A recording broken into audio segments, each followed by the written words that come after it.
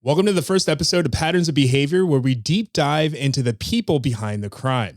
Today, we're going to be focusing on the disappearance of Nancy Ng. Nancy Ng is the eldest sister of 4 children, and she's a 29-year-old that works with special needs kids in Alhambra, California.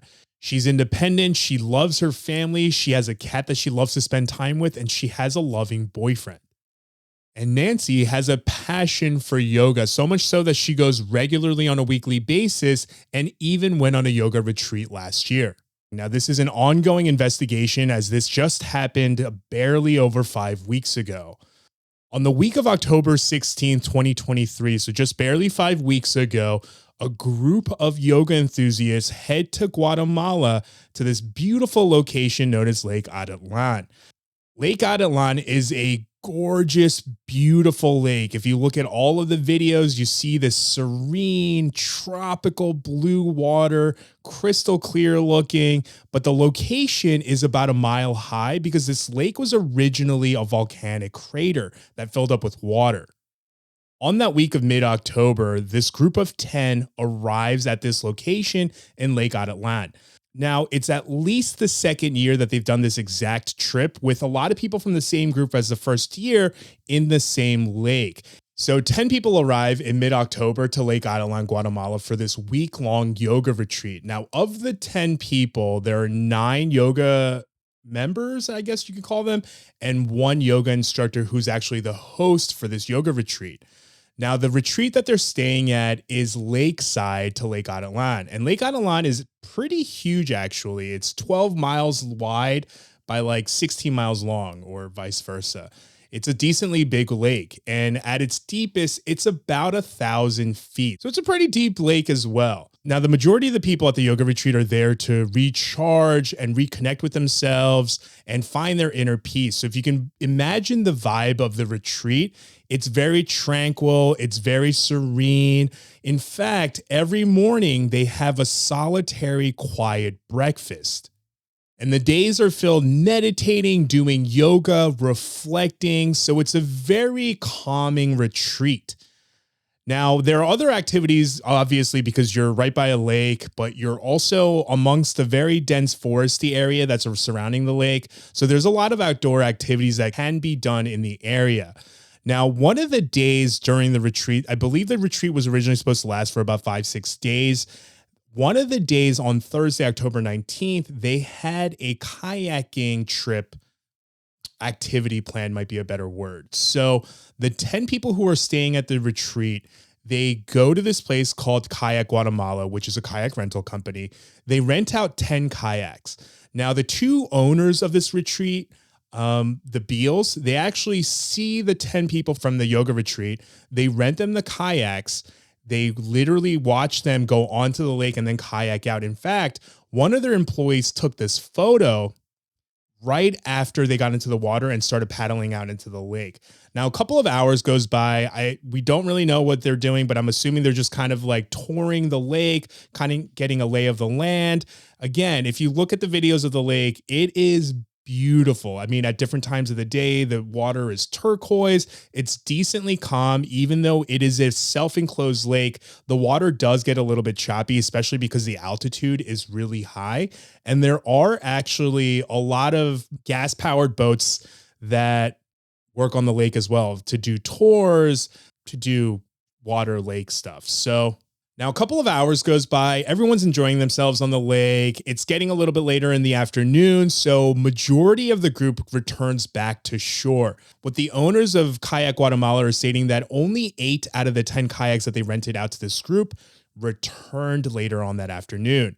As the 8 were approaching shore, the other 2 members, one of which included Nancy Ng, were seen paddling out further into the lake. And then shortly thereafter, I'm not quite sure how much time goes by between when the group returned and when the next thing happens, but the Beals state that they're sitting at shore when all of a sudden they only see one out of the two women who went further out into the lake as the rest of the group came back, return back to shore. So a couple of hours later, I'm not 100% sure how much time went by when the 8 people returned to shore and when the next instance happens, but the Beals who own Kayak Guatemala state that at some point after the 8 people returned, shortly thereafter, they heard and or saw a distress signal. Now, I'm not 100% sure what that distress signal was. Was it screaming, something of that matter?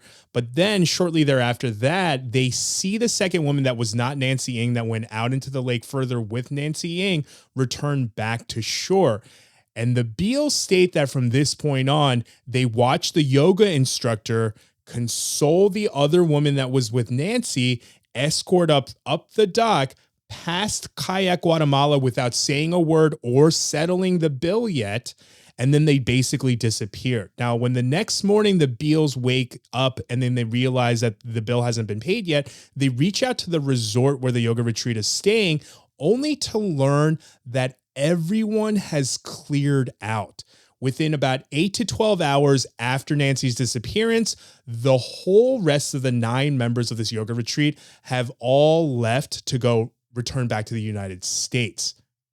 Now, according to the Beals, this means that they cut their trip about a day short, as they were supposed to end on the 20th, and I believe some were supposed to fly out later that day, and some, including Nancy, were supposed to fly out on the 21st.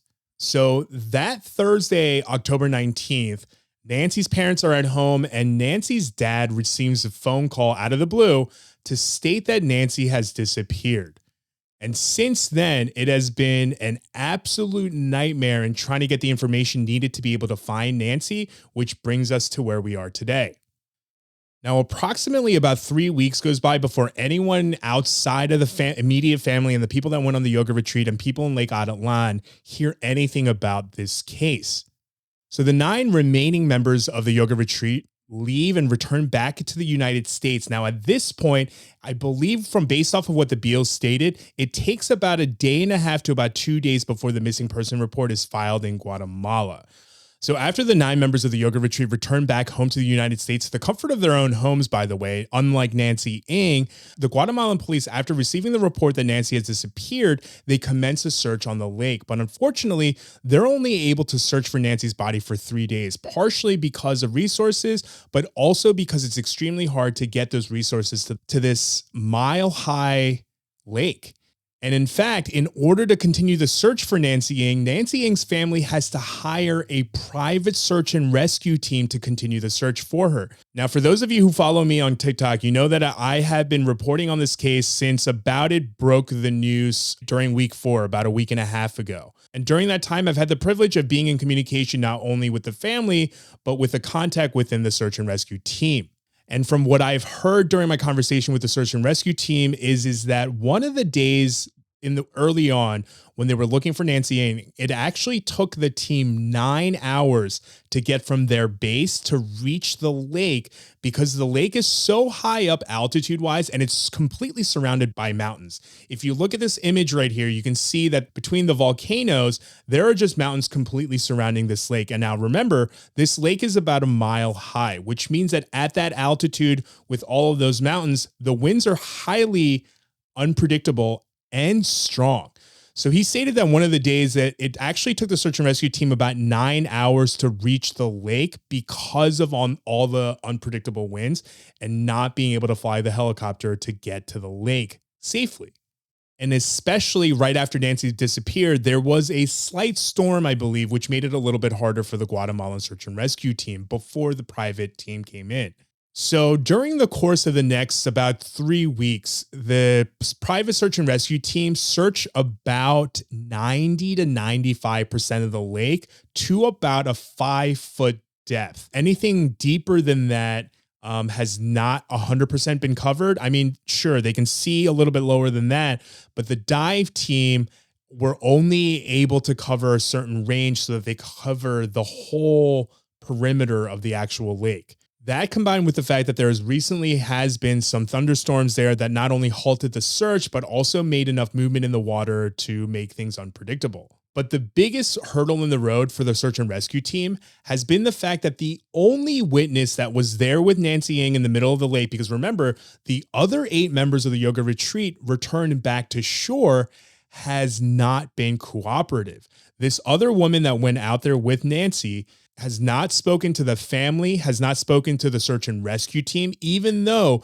they have all reached out multiple times asking her for some information, not so that they can, get her in trouble or anything like that, but specifically they have told her that they need to know where to start looking. Because if you remember, she returned back to shore, didn't say a word to anyone that was there at Kayak Guatemala, basically immediately thereafter, because I don't know, maybe it's just me, but if something like that happened to me and I witnessed someone drown, I would be hysterical as soon as I return back to shore. And I would be 100% focused on, we have to find them. They're over there. They're over there. They're over there. They're over there. They're over there. And that's the thing is that this woman, she didn't communicate to anyone at all to be able to tell them it happened over there. So remember, this lake is 12 by 16 miles. It's huge, which means that if you don't have a point of reference of where to start, and especially because part of the lake is about 1,000 feet deep, it could literally be anywhere. It's literally like telling someone to find a needle, not only in a haystack, but like a mountain of hay. Where do you even start? How high up? How low? Like where? So without any information or help from this woman, the search and rescue team has just been trying to cover as much of the lake as they can.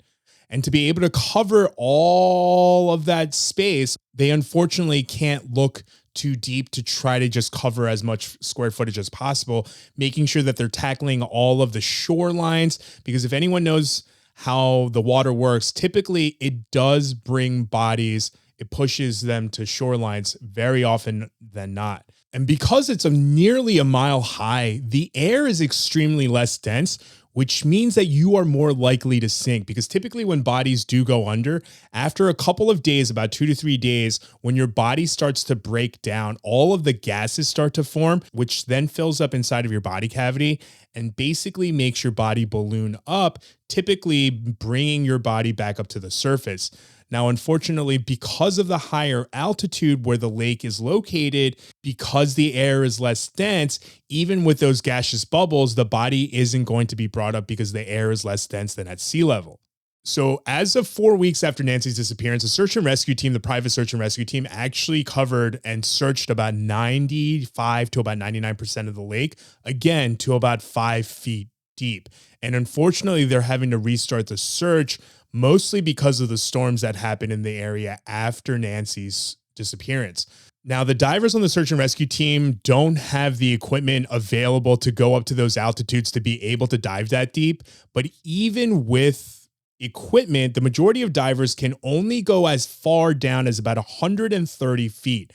And remember, at its deepest, this lake is close to about 9 times that. It's about 1,000 feet deep, which means that in order to be able to look into the depths of the lake, they have to be able to bring in someone with sonar equipment to be able to scan the bottom of the lake. Now, unfortunately, there's only a handful of people in this world with not only the equipment to go that deep, but with the expertise and the hours to be able to effectively search the bottom of this lake that deep. Now, the search and rescue team, they have found someone who can use a sonar to look down at those depths. But unfortunately, even if they do confirm that there is a body at the bottom of the lake, it'll be really costly and almost impossible to be able to retrieve any of the bodies that they find at the bottom of the lake. Now, that's what's happening from a search and rescue standpoint and generally what's going on with the case. Now, let's fill in some of those blanks that we know so far. Now, according to Nancy Ng's family, immediately after her disappearance, sometime thereafter, a couple days in, the Guatemalan police sent them a police report that did not have any statements from any of the witnesses included whatsoever. And I believe it took a little bit of time in order for the family to be able to reach any of the people that went to the retreat. Although a handful of people from the retreat did end up communicating with the family, according to Nancy Ng's family, there are two main people from the retreat that they have not been able to get in contact with. The first being the yoga instructor, the retreat host, and the witness who was out in the lake with Nancy Ng.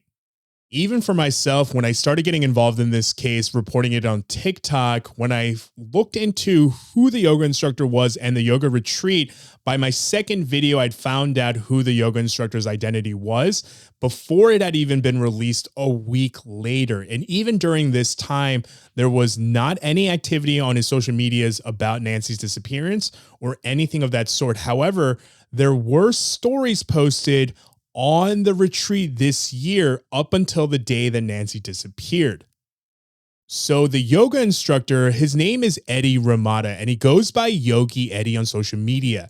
And if you had checked out his Instagram a week before his name had been released to the public, when I found his name when I was first reporting on this story for TikTok, he still had stories up from this year's retreat up until the day before Nancy disappeared. The first story from this retreat was the first day of the retreat when they first started doing yoga with most of the people, I believe, in a downward dog pose.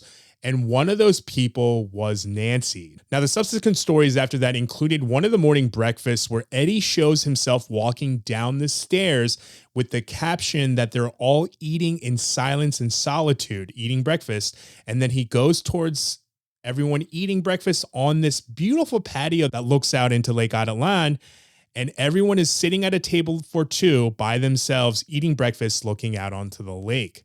So on the day that I named Eddy Rimada on the TikTok video, he actually DM'd me and in fact commented on the same video that was uploaded on Instagram to let me know that I had supposedly been given misinformation by the family and the search and rescue team.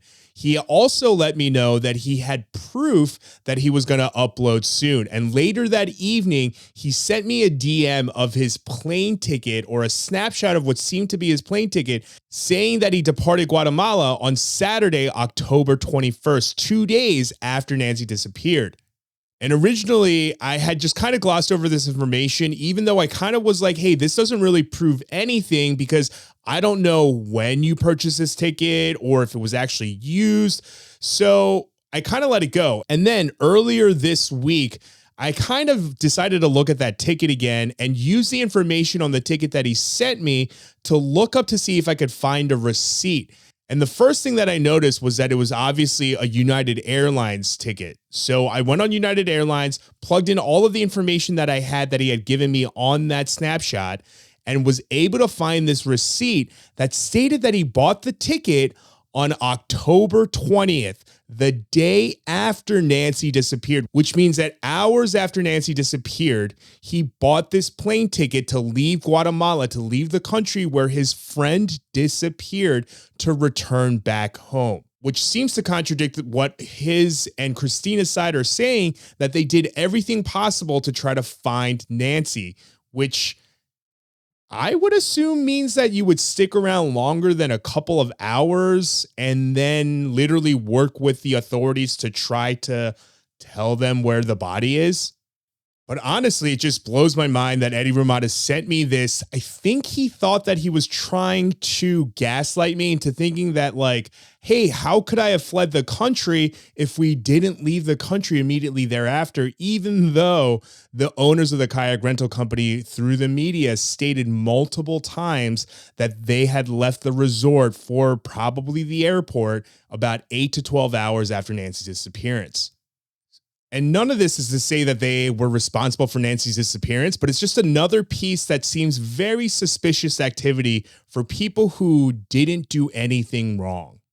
Now, around the middle to the end of the fourth week after Nancy's disappearance, the search and rescue team that was hired by Nancy Ng's family released the two names of the woman who was with Nancy when she disappeared and the yoga instructor's name because they desperately needed the information to find out what happened to her and where she disappeared if she did in fact drown, so that they can try to more successfully look for Nancy's body from a more strategic standpoint. Because when you know where they disappeared, you can kind of try to guess where things happened, the timeline of where things could have gone or where it could have gone, what could have happened with the tides, things like that. But they didn't have any of that information as stated before. So they desperately released those names, even though beforehand they purposely didn't release the names, even though they knew from early on, because they didn't want to scare those witnesses away by making it so public. But after 4 weeks of pleading with them to please help them find the location, to determine the location of Nancy's disappearance, especially from the female witness, they found it imperative to at least release the name because they had their backs to the wall, essentially. And the woman that was out there in the middle of the lake when Nancy Ng, when she disappeared, has been identified by the search and rescue team as Christina Marie Blakez, who is actually a public defender for San Bernardino County in California. Yeah, which means that she's a lawyer, which assumingly means that she knows how the law works and how you're supposed to help people when people disappear.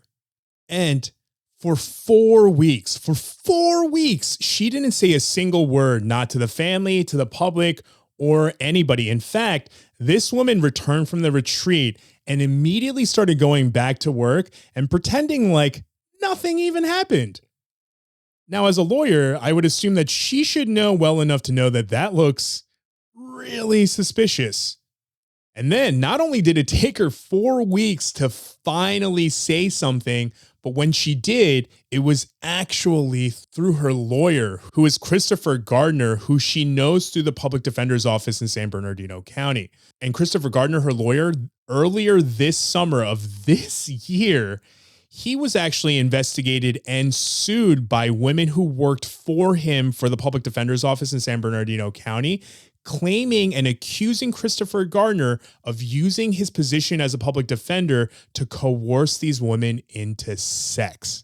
And I don't know what happened there. I can't say if he's guilty or not, but what I can tell you is that that case was settled out of court.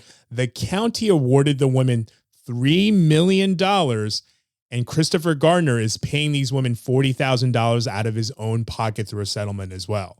And not that his case has anything to do with Nancy Ng's disappearance, but I just want to give you a quick idea into the type of people that Christina Blakez is surrounding herself with during this time where she's acting very suspicious along with some other suspicious characters.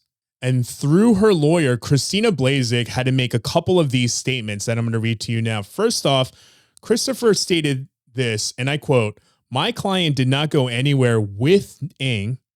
They happened upon each other on the lake." So for some reason, he decided to make it very obviously known that they didn't paddle out into the lake together, but they went separately after kayaking with a group of 10. And when 8 of them returned back to shore, her account is that the 2 of them separately decided to stay on their kayaks. And instead of being like, "Oh, you're on your kayak, I'm on my kayak, let's go kayak together," they were just kind of like, "Oh, I'm just going to go off, do my thing. Oh, look, we happened upon each other in the middle of this 16-mile large lake. We just happened upon each other." And then through her lawyer, Christina Blakez claims, and I quote from her lawyer, Christopher Gardner, she tried to help her not to swim. And again, through her lawyer, Christina claims that when they met up in the middle of the lake after just happening upon each other, just the 2 of them, in this 16-mile long lake, that Stephanie, after 8 of the other people who could be watching her for her safety decided to return to shore, was like, you know what? Now that the water is choppier because later in the day, and you know what? Now seems like a good time to go swimming when it's just you and me. At which point, Christina claims that she told Nancy that the waters looked choppy and that she didn't think it was a good idea. And then that Nancy insisted and decided to go swimming anyway, at which point, through her lawyer, Christina is claiming that Nancy, while jumping into the lake, kicked off her kayak, which pushed it away. So Christina went to go grab it. And as she was paddling back with it, apparently it sounds like she used one of her spare legs to hook onto Nancy's kayak with herself inside of her kayak. And while trying to paddle back to Nancy, she said that Nancy's kayak slipped away from her. So she turned around to go grab it again. At which point, when she turned around, she's claiming that Nancy was just gone. Nancy decided to be like, now is a great time to go swimming, at which point Christina told her, hey, the water is a little rough and there is an undercurrent. So she allegedly advised Nancy not to go in the water. And that's when Nancy decided to ignore her warning and go, no, now is a great time for me to go swimming. Now, by herself in choppier waters with only one person watching her versus 9. So according to Christina, Nancy then drowned. Christina then put out a distress call and then returned back to shore and then went back to the resort and then came back home to the United States. Now, Christina is claiming that she did give a statement to the Guatemalan police before she came back. However, as stated by Nancy's family, there was no witness statement inside of the Guatemalan police report that they received from the Guatemalan Police Department. And even the Guatemalan prosecutor's office through the media have confirmed that they did not get any witness statements, including from the sole witness who was out there with the lake, aka Christina Marie Blakez. And from what I've been told by the search and rescue team was that apparently there was a report, but it just disappeared, which is the reason why the Guatemalan prosecutor's office has been stating that they need to get back in touch with Christina Marie Blakez to get her account, which is why the Guatemalan prosecutor's office has been vaguely stating that they need to get back in touch with the witness because it seems like they don't actually have her statement on record. Which means a couple of things, right? It either means that Christina Blakez did give her statement to the Guatemalan police and they lost it, or she never gave a statement. The Guatemalan police never took a statement, and now they're trying to backtrack and cover up because they didn't take the most obvious thing that they should have done is take a witness statement, and now they're trying to cover their ass. Now, I'm not stating that neither Christina or Eddy had anything to do with anything, but there are a lot of very peculiar things that took place on both of their behalves, as well as the rest of this case in general. Now, let's go over some of those things. So the first thing is immediately after the yoga retreat, after returning back from Lake Aititlan, where Nancy Ng just disappeared. Nancy Ng, who wasn't just a random person, but someone who had attended Eddy Rimada's yoga class for over a year because she had at least gone to the same exact retreat at Lake Aititlan through Eddy Rimada the year prior, which was actually documented on a social media post that was posted by the resort from the trip last year that included a group shot of both Eddy and Nancy that was taken in the photo. So they weren't strangers. They had known each other for at least a year, and she had regularly gone to his classes at a yoga studio in Pasadena called Hot 8 Yoga that Eddy regularly teaches at, both at their Pasadena location and in Koreatown. And the reason I'm bringing this up is because the majority of the people that went on this retreat to Lake Aititlan were from Eddy Rimada's yoga class at the Pasadena Hot 8 Yoga location. The majority of them were regulars of that class and not only knew Eddy, but all knew each other because they saw each other regularly there. So these people knew each other decently well enough that they called each other friends. In fact, a couple of people who know the people involved from the yoga studio have told me and used the words friends to describe the relationship between Nancy and Eddy, as well as Nancy and Christina Blakez, as evidenced by these photos that were taken with Nancy for both of them. And imagine your friend just disappeared at a yoga retreat, including one for Eddy, one that you organized, and then they come back. And from the people that I know that are associated with and attend Hot 8 Yoga, what I understand is immediately thereafter, Eddy just returned as if nothing had happened, and he just started teaching yoga again. There was no talk of Nancy pretty much, as well as some of the yoga retreat goers also just regularly started coming back to class. Now, maybe it's just me, but if someone I knew from a community that I saw regularly on a weekly basis, I would have, and someone from that group went missing, I would assume that we would, I don't know, have a tribute, try to get some funding. I would at the very least blast it out on social media that this person that I know and love, who has also literally been my client and helped me live my life, has disappeared. But not only did Eddy nor Christina do that, but They just pretended like nothing happened. From what I understand, they just went right back to life as normal. In fact, as I stated earlier, if you had gone to Eddy Rimada's Instagram the week before his name was released, he still had his stories up on his pinned stories on his Instagram account for the retreat, not only including the advertisements that he had with the link so you could go buy tickets to be a part of this retreat, but he had stories from the first couple days of the retreat up until Nancy disappeared. He just left that up for a month. And someone who was at one of the classes shortly after Eddy Rimada came back from his trip overheard someone asking Eddy how the trip went, and they heard Eddy reply back with, "It went great," which doesn't seem to be the kind of response you would have after someone you know for over a year who regularly attended your class and funded your life essentially by being your client disappeared on a retreat that you put together on an activity that you helped plan. And now another peculiar thing is that the group of 10, after they left the lake from the kayak excursion, left Kayak Guatemala, went back to the resort, and someone from that group ransacked Nancy's room because the resort found Nancy's stuff strewn all about the room after everyone left.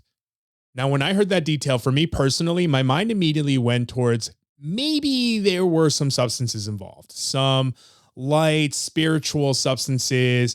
Maybe it was one of those two that gave it to Nancy, and when she drowned, they got scared, came back and ransacked her room, or things like that. But from what I've heard, not only just including from Nancy's family, but all the people that knew Nancy that I spoke to, that was not something that Nancy wasn't into. In fact, someone who is associated with Hot Yoga, who knows Eddy decently well, told me that Eddy isn't the most responsible person. And what this person heard through the grapevine was that Eddy did not ask any of the people that had attended the retreat for an emergency contact. Because, you know, typically when you go out on any excursion, a group trip, even if you go bungee jumping, you have to sign in and fill in your emergency contact, their name, their number, so that if anything happens to you, they know who to alert, the family, the friends, your circle, so that anyone within your group can know that something happened to you or be there for you, come and get you, whatever it is. But he didn't. And from what this person hypothesized, they believe that Eddy or someone from the group was frantically looking for an emergency contact from Nancy. Because the other thing this person heard was that Eddy actually had to call Hot Yoga to get someone to look up Nancy Ng's emergency contact on her file there. A couple of different scenarios come to mind on what possibly could have happened, right? So with the information that we know so far, we know that it most likely was not drug related. Now, that doesn't mean that it couldn't have happened, but it's a very high likelihood that it was not what happened. The other thing that this possibly could have been that a lot of people theorize about after the case is broken is that this was possibly a lover's quarrel between a love triangle, which doesn't really make sense because not only is Nancy Ng still currently in a loving relationship, but I believe Eddy Rimada would not have been interested in either of the women anyway. Now, Christina Blakez is claiming that she turned around to grab Nancy Ng's kayak, and when she turned around that she had just disappeared. And while it is true that people can drown silently in an instant, I believe someone can go under and start sinking within about 8 to 10 seconds after taking in water. Now, one of the most realistic reasons as to how Nancy could have immediately drowned is if while she was in the water, a boat that was speeding on the lake hit her in the head and she instantly sunk. And according to the search and rescue team, around that time on that day, there were not a lot of other boats that were out on that lake, especially near where the group was earlier in the day and where they believe Nancy and Christina was when Nancy disappeared. And another really popular hypothesis that a lot of people think happened is that Nancy was trafficked, which personally for me, I don't think really makes a lot of sense in this scenario because Nancy was with Christina. And I don't know any traffickers, but I find it hard to believe that traffickers would see two American women and only take the one and leave the other. Not to mention, I don't know how witnessing someone get trafficked would make someone not speak out or try to help find the body for over 4 weeks. So it is starting to seem a lot like Nancy did most likely drown, but with the circumstances of her drowning, that's the part that is extremely, extremely unclear. Could it have gone the way that Christina claims that it did, where Nancy decided to go for a swim after the waters got a little bit rougher, after the majority of the group left and she was only left with one other person, and Christina went to go get her kayak, and while she was doing that, Nancy just happened to drown? Yeah, that could have happened. But Nancy's family states that Nancy was an extremely strong swimmer, and they find it hard to believe that Nancy immediately started to struggle and went under. And for me personally, knowing that Nancy worked with special needs kids as her job and profession, I'm inclined to think that she's pretty careful when it comes to trying to avoid accidents and things like that. Working with special needs kids, you just have to be very on top of everything. And someone like that who does that for a living, I find it really hard to believe that she didn't do any risk assessment and she decided to go swimming at a later part of the day when the water is a little bit rougher, when the water isn't as warm, and when the majority of her group has left and she's just left out there alone with one person. I don't know. I find that a little bit hard to believe.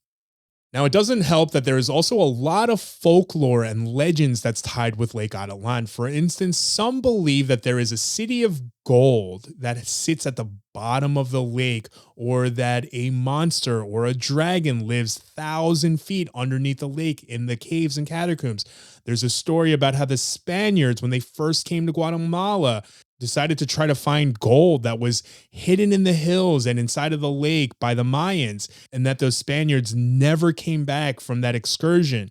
And whenever tourists go missing in the lake, which does happen pretty regularly, those legends always come right back, because oftentimes those bodies are not found and people just go missing, which again, doesn't make sense in this scenario because Christina was there. But as I stated before, it's starting to seem like Nancy drowned, whether it was accidental or on purpose.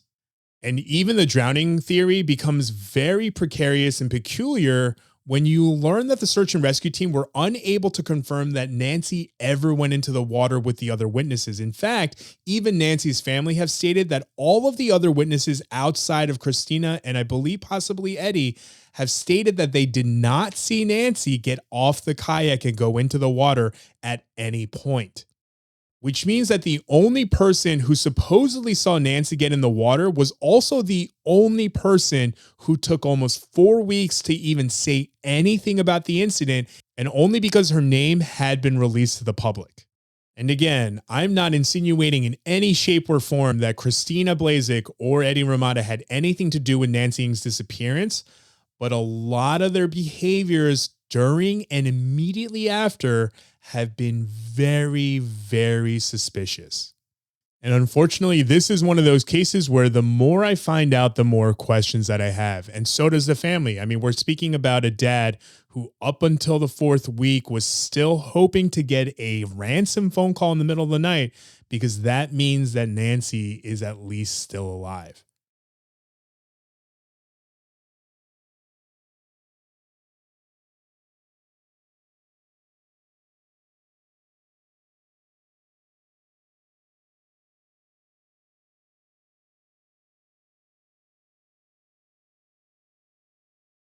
But Nancy Ng is still missing, and her family is still very desperate to find out what happened to her and hope to bring her home, which means that they are having to fund this search out of their own pockets because Guatemala doesn't have the resources. So if you are able to, they have a GoFundMe set up. If they do find a body at the bottom of the lake through the sonar and they do try to bring it up, it is going to cost them a fortune if it's even possible.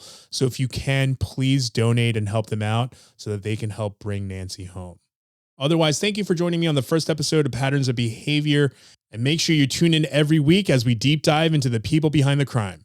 I'm Ed, and I will see you next week on Patterns of Behavior. Well, thank you for joining me on my first episode. I was definitely a little bit nervous. Hopefully it's going to get a lot better, but if you would like to support the work that I do, especially including this podcast, I will be setting up a Patreon as well. So if you would like to be a producer for everything that I'm doing, honestly, and help me support to keep this sustainable, please do go support me on there. Otherwise, I thank you guys for tuning in. Please like, subscribe, all of that good stuff. And I will see you on the next one.